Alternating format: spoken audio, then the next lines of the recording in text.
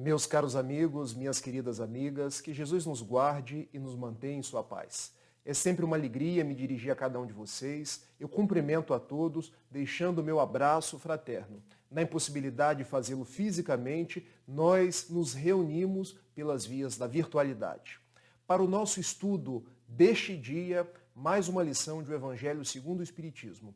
E sempre que vou falar de o Evangelho, eu me recordo de uma lição do benfeitor Emmanuel, constante do seu livro Vinha de Luz, logo na lição introdutória, quando ele nos diz que o Evangelho é o sol da imortalidade, que o Espiritismo reflete com sabedoria para a atualidade do mundo. Ou seja, o Evangelho é o sol nas nossas almas, nos aquecendo, nos impulsionando a seguir em frente. E o Espiritismo revela esse Evangelho de Jesus de uma forma que nós possamos compreender, de uma forma que nós possamos entender nos dias da atualidade. O capítulo estudado é o capítulo 7º, Bem-aventurados os pobres de espírito, nos subitens de 8 a 10, mistérios ocultos aos sábios e aos prudentes.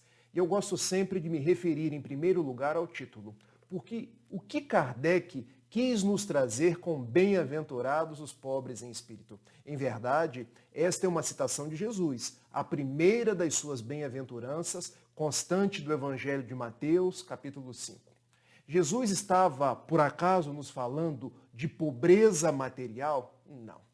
Jesus aqui nos falava num sentido simbólico, falava de pobreza de espírito, falava de pobreza contrária a orgulho, contrária a egoísmo, ou seja, a pobreza que se referia a Jesus era humildade, simplicidade, era um estado de pacificação, era um estado de entrega aos ideais nobres, ou seja, bem-aventurados são os simples, bem-aventurados são aqueles que não têm pretensões de natureza material, bem-aventurados são os humildes, porque deles é o reino dos céus. Esse é o significado profundo da bem-aventurança de Jesus. E agora vamos para o subitem, porque Kardec resolve encimar as questões de 8 a 10 com o título Mistérios ocultos aos sábios e aos prudentes, trazendo uma citação de Mateus, capítulo 11, versículo 25, que eu peço permissão para ler.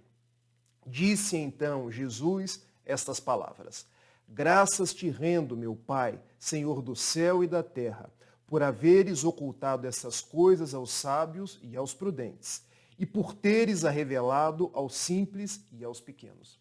Quando nós lemos essa citação, parece que existe uma contradição, porque como Jesus teria mais facilidade por trazer as suas lições aos simples do que aos sábios e aos prudentes? Ora bolas, se uma pessoa é sábia, se uma pessoa é prudente, ela consequentemente teria mais facilidade de entender o Evangelho, de captar a mensagem de Jesus.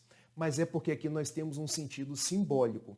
Quando vamos à questão 627 do Livro dos Espíritos, nós sabemos que Jesus falava por parábolas, e parábolas nos traz a mensagem por uma alegoria, por um simbolismo, valendo-se dos tempos e dos lugares. E conforme as tradições da Palestina à época, os sábios e os prudentes eram os orgulhosos, eram as pessoas vaidosas, eram as pessoas que se julgavam maior do que as outras, eram as pessoas afetadas. Então a significação profunda do que Jesus estava nos dizendo é: bem-aventurado é aquele que consegue entender a mensagem de Deus na sua simplicidade, porque ele tem revelado a sua mensagem aos simples, aos humildes, porque os orgulhosos, os sábios e os prudentes têm dificuldade de entendê-la.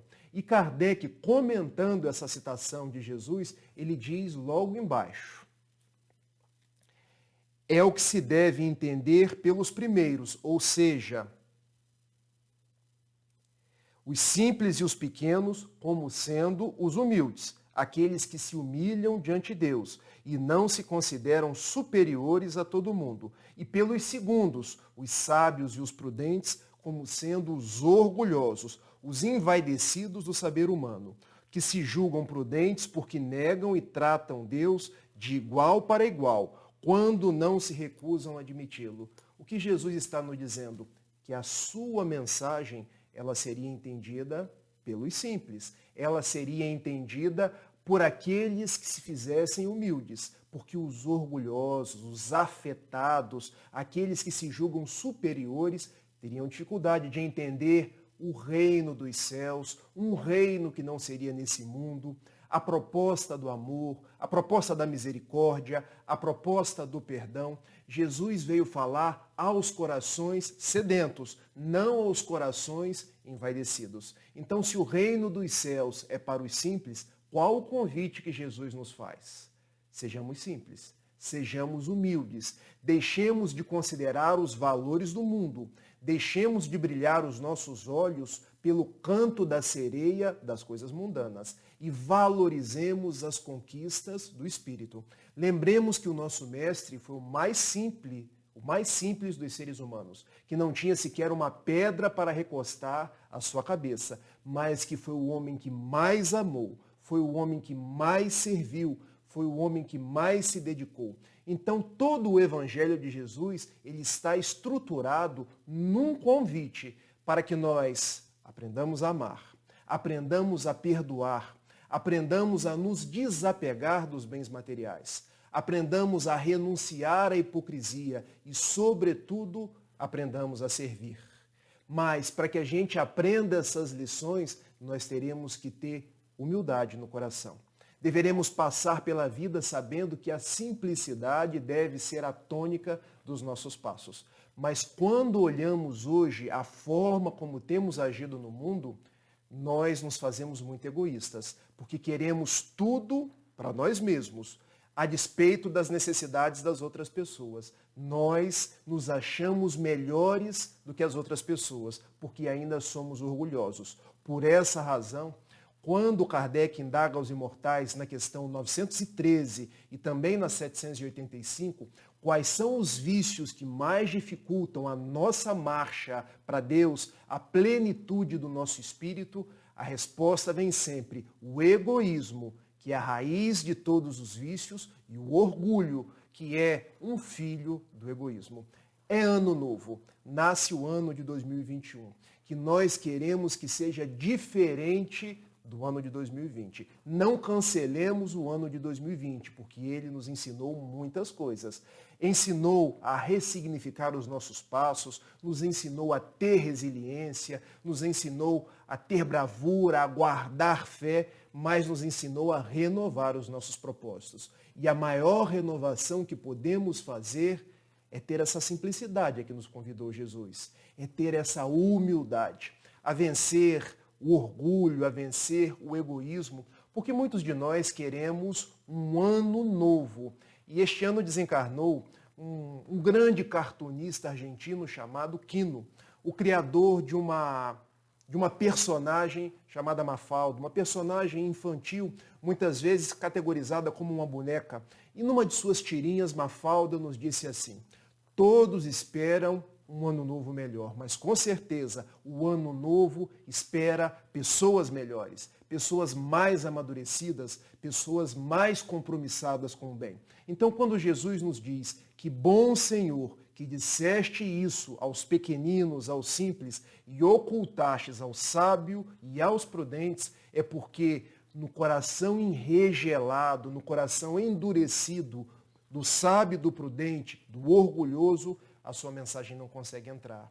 Mas no coração dos simples, e por isso ele andava com os pescadores, e por isso ele andava com as pessoas à margem do caminho, a sua mensagem conseguiria produzir frutos. Eu gosto muito de trabalhar com exemplos, porque com exemplos, com histórias vivas, nós conseguimos captar naquela que é a prática, a técnica do storytelling, essas verdades que Jesus nos trouxe de uma maneira mais simplificada. Porque talvez a pessoa mais simples, a pessoa mais humilde que passou pelo mundo foi Francisco de Assis, o nosso Francesco Bernardoni, que veio ao mundo 1181, 1182, há uma divergência histórica do seu nascimento. E não importa quando ele nasceu, porque ele nasceu. E logo no seu nascimento existe um fato que é digno de registro, porque Dona Maria Picalini Bernardoni, ou simplesmente a Dona Pica Bernardoni, ficou no trabalho de parto quase que a noite inteira. E não conseguia. Já pensava que fosse perder o seu filho, que ela mesma viesse a desencarnar, quando ela teve um insight. Quando uma voz que nós sabemos tratar-se de uma voz espiritual, de um espírito comunicando-se conosco, disse assim para ela: saia dessa casa luxuosa e vai ter o seu menino no estábulo da casa, porque lá ele vai nascer. E ela, depois de uma noite de muito suador, de uma noite de muitas dificuldades, de muitas contrações, ela vai até o estábulo, onde estavam cavalos, onde estavam outros animais, e ali o menino nasce. Qual a proposta? Porque, na verdade, Francisco de Assis queria já nascer no berço da simplicidade, no berço da humildade, rememorando, revivendo o próprio Jesus, trazendo para cada um de nós que no mundo nós viemos e nós sairemos dele e nós não levaremos nada deste mundo. O próprio Jesus nasceu numa estrebaria. Ele tinha como testemunhas do seu nascimento os animais do campo, as estrelas do céu, e nós muitas vezes queremos coisas, queremos destaques, só valorizamos o brilho das coisas temporárias do mundo. Francisco, para nascer, precisou que a sua mãe fosse para a estrebaria. E aquele menino cresce e se torna um legítimo Bernardoni. Os Bernardoni eram uma dinastia de comerciantes da Itália, da região da Úmbria, no centro da Itália. E tinham uma tradição, a tradição de vender tecidos, de fazer comércio. E Francesco foi um jovem do seu tempo, porque se divertia, porque ia para as tabernas, porque bebia o vinho junto com seus amigos e sonhava ser um cavaleiro, sonhava ir para a guerra, sagrar-se vencedor, e alistou-se para servir o exército de Assis na guerra contra a vizinha Perúdia. O seu pai lhe deu a mais bonita armadura e ele foi. Assis perdeu a guerra contra a Perúdia. Ele foi feito prisioneiro. Ficou num porão infecto por cerca de 1 ano. E durante aquele 1 ano, ele começa a repensar a sua vida. Ele começa a repensar a sua trajetória. Ele começa a repensar que a casa do seu pai tinha muito luxo, mas que ele não precisava de todo aquele luxo. Que enquanto na mesa do seu pai muitos poderiam comer, havia empregados que passavam fome nos porões. Ele começava a pensar que a própria igreja tinha muitos luxos, os homens eram muito empombados, mas havia na rua os leprosos, havia aqueles que não tinham nada. Ele começa a ressignificar a sua trajetória. Ele fica 1 ano naquilo que nós podemos chamar a quarentena de Francisco. Notem, estou fazendo uma simbologia com os dias atuais, porque nós também hoje vivemos um processo de quarentena para aprendermos a nos reconectar com Jesus, para aprendermos a nos tornar simples. Poucos de nós talvez tenham aproveitado essa quarentena, mas Francisco aproveitou.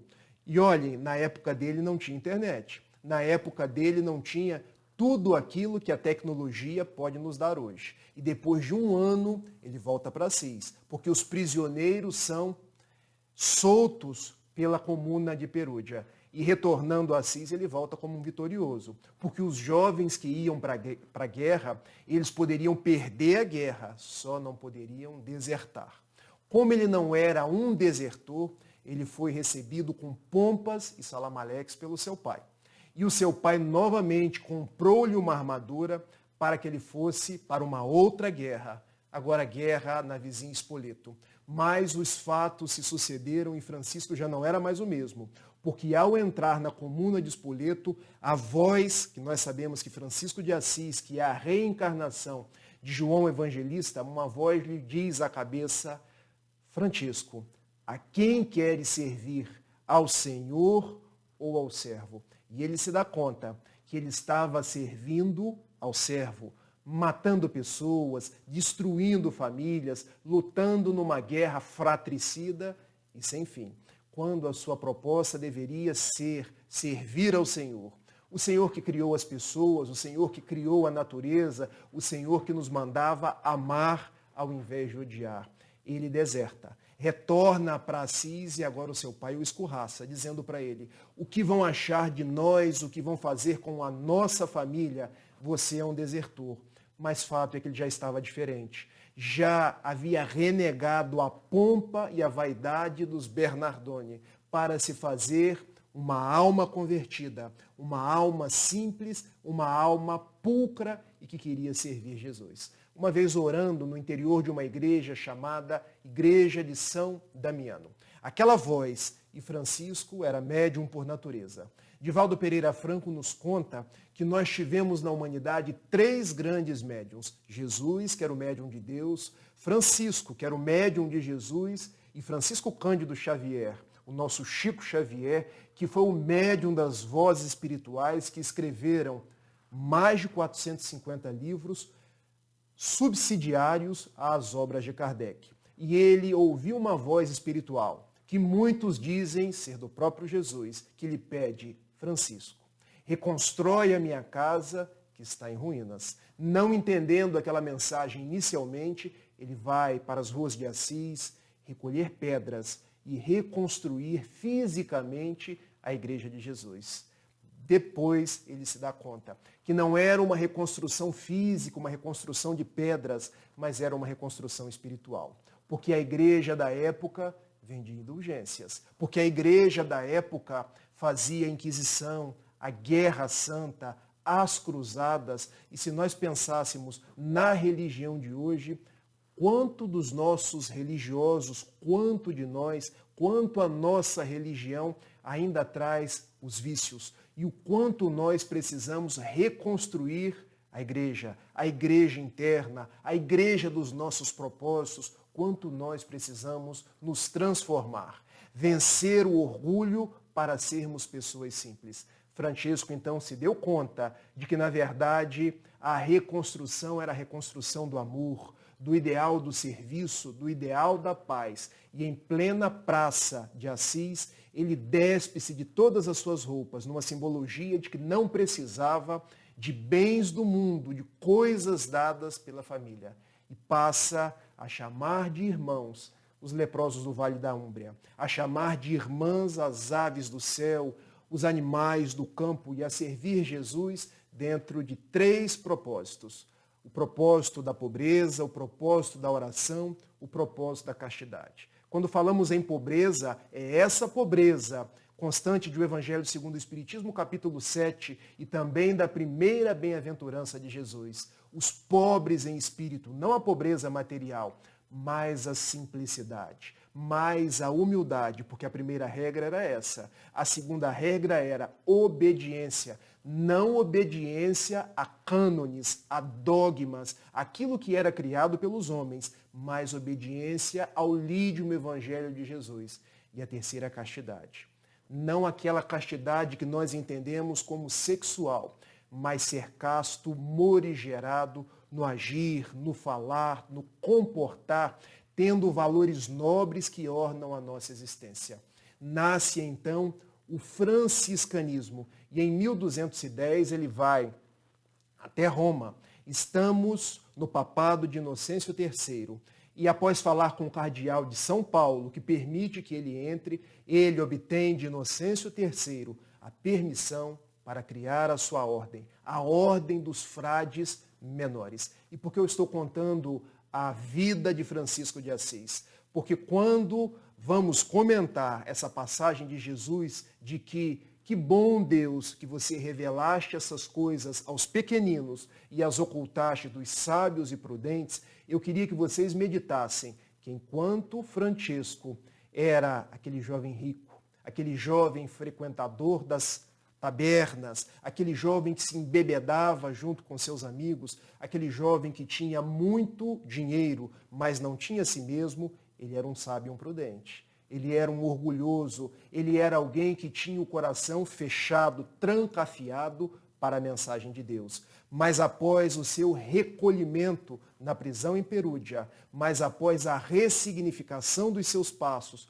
tornando-se uma pessoa simples, tornando-se uma pessoa humilde, devotada ao bem, ele passou a agasalhar Jesus na acústica de sua alma e passou a ser o poverelo de Deus, o pobrezinho de Deus, deixando para cada um de nós uma rota de como seguir, de como servir, de agasalhar Jesus no nosso coração. Não precisamos ser Francisco de Assis, mas podemos fazer a nossa parte, a começar por aquela oração que ele nos deixou. Senhor, fazei de mim um instrumento de sua paz. Porque onde houver, e esse verso é eu que estou fazendo, onde houver orgulho, que eu seja simplicidade. Onde houver vaidade, que eu me esforce por servir. Onde houver afetação, que eu cultive no meu coração a pobreza de espírito. Porque dessa forma eu serei aquele coração, aquele terreno fértil para receber a palavra de Jesus. E caminhando ainda na vida de Francisco, em 1223, já que passamos o período de Natal, agora no mês de dezembro, eu quero deixar um detalhe que talvez poucos de vocês saibam. Ele, na cidade de Grécio, na província de Rieti, ele resolveu construir o primeiro presépio de Jesus, para que as pessoas não se esquecessem da mensagem da simplicidade, da mensagem da singeleza, da mensagem de que estamos no mundo não para ter coisas, ter dinheiro, ter status, mas estamos no mundo para ser simples, ser caridosos, fazer curvas de ternura com as pessoas, agasalhar o evangelho nos nossos corações. É chegado o ano de 2021 e não adianta começar um novo ano com velhas formas de agir. É preciso que nós possamos, depois de um ano onde fomos chacoalhados nas nossas entranhas, ter um olhar novo, com novas tintas, com novas lentes para o ano que está nascendo. Eu quero deixar uma segunda vida aqui no Brasil, a vida de Dona Aparecida Conceição Ferreira, uma mulher pobre, uma mulher negra da cidade de Uberaba. E o que essa mulher fez de tão especial? Bom, ela era enfermeira. Ela trabalhava na Santa Casa de Misericórdia, cuidando de um setor do hospital que as pessoas não gostavam sequer de visitar, de estar próximo, porque era o setor do pênfigo foliáceo. O pênfigo, uma doença altamente contagiosa, mais contagiosa que o coronavírus, e uma doença de muito sofrimento para aqueles que a possuem, porque dá umas bolhas no corpo, e essas bolhas estouram, soltam um líquido, e isso vai queimando a pessoa. E não queima somente a pele, porque vai queimando as mucosas, é um sofrimento inenarrável. E ela cuidava desses pacientes. E em 1958, o hospital local passou por uma grave crise financeira. E chegou para a Dona Aparecida e disse: teremos que colocar todos os pacientes, todas as vítimas do pênfigo na rua. Não temos como cuidar deles. E ela então pensou assim: bom, e eles irão para onde? Bom, para onde eles vão, eu não sei.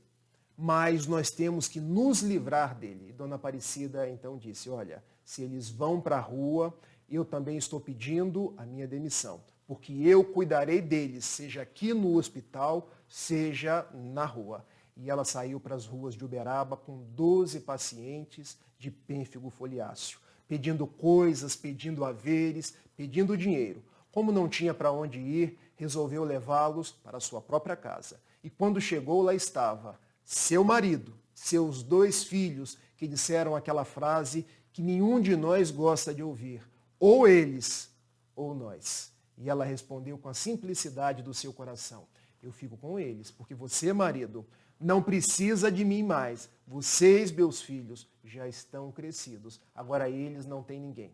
O fato é que ela preferiu os doentes, mas pouco tempo depois os familiares que tinham muita dependência dela a trouxeram de volta e trouxeram os doentes juntos. E ela ficou por um bom tempo com aqueles doentes, vivendo e tomando conta deles com as doações que recebia das pessoas, dos órgãos públicos, e ela praticamente mendigava para tomar conta daqueles doentes. Mas os doentes aumentavam, porque as pessoas sabiam da sua dedicação e iam até ela. ela começou a fazer campanhas, não só na cidade de Uberaba, mas em todas Minas Gerais, e expandiu as suas campanhas pelo Brasil, até que conseguiu fundar o Hospital do Pênfigo Foliáceo em Uberaba, para tratar das vítimas, dos parentes das vítimas e, posteriormente, inclusive de outras doenças. Em 1959, Chico Xavier sai de Pedro Leopoldo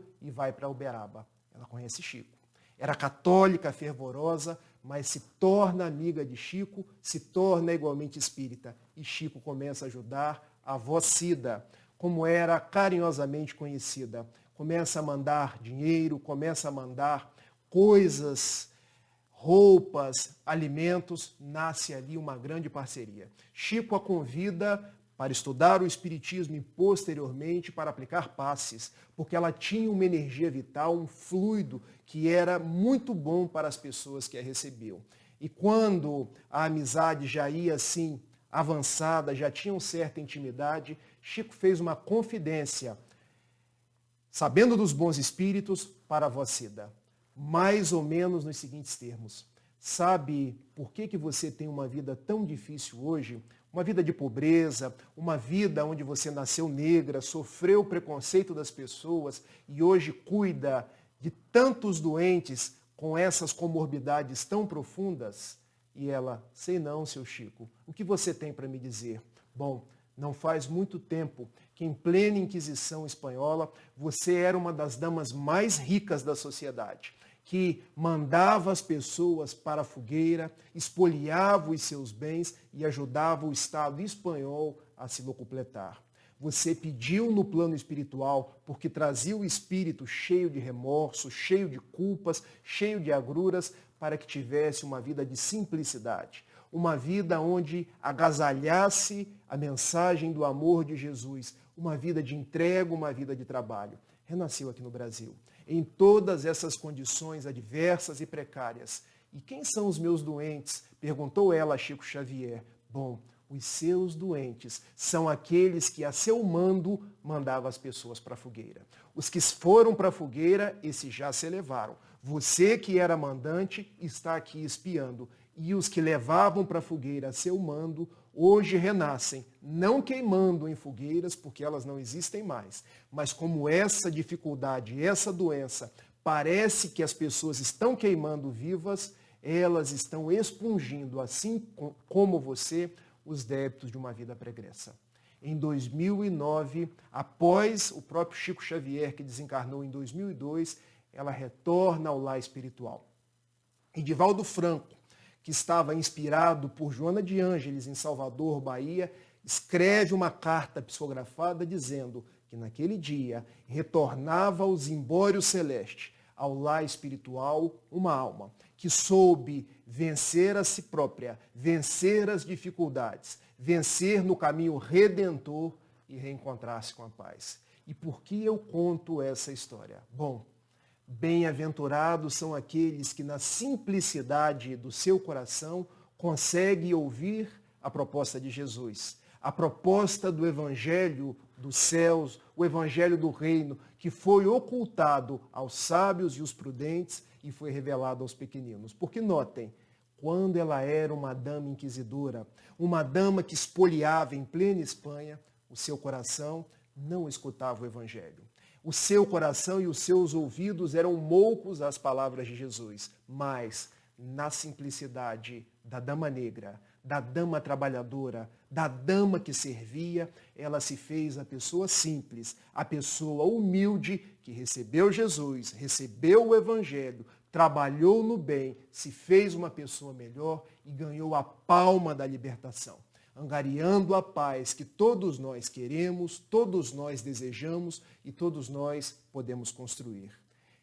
É ano novo e este ano novo será um ano novo de muito trabalho, um ano novo de muita esperança, um ano novo onde nós podemos e devemos nos reconstruir em outras bases, em bases de simplicidade, em bases de humildade, em bases de muito amor.